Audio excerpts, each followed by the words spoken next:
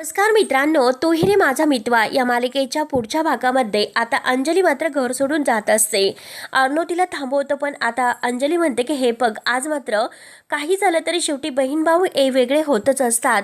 त्यामुळे ह्या दरवरच्या भांडण्यापेक्षा मी आता हे घर सोडून जात आहे. तेव्हा अंजली घर सोडत असते, तर सगळेजण आता ताई ताई करून आता अंजलीला थांबवण्याचा खूप प्रयत्न करतात. आता अर्णव मात्र अगदी गाडीजवळ येतो, परंतु ताईला अडवतो. तेव्हा आता अंजली म्हणते की हे बघ, आता इथेच थांबायचं.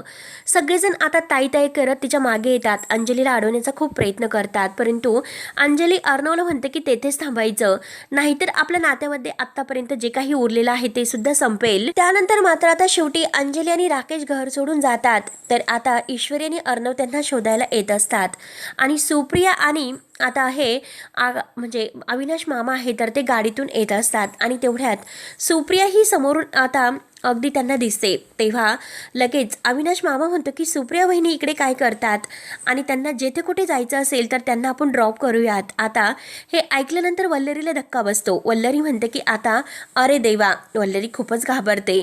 त्यानंतर मात्र आता इकडे अर्णव हा ईश्वरीला म्हणतो की ताई जेथे कुठे असेल, भाऊ बनून मात्र मी कायम तिच्या पाठीशी उभा असेल. वरती आता ईश्वरी म्हणते की हे बघा, या सगळ्यात मात्र मी कायम तुमच्या सोबत असेल, मी तुमची साथ कधीही नाही सोडणार. आणि आता ईश्वरी आपला हात पुढे करते, तर अर्णव तिच्यामध्ये हातामध्ये हात देतो आणि दोघंही एकमेकांकडे बघून अगदी खुश होतात.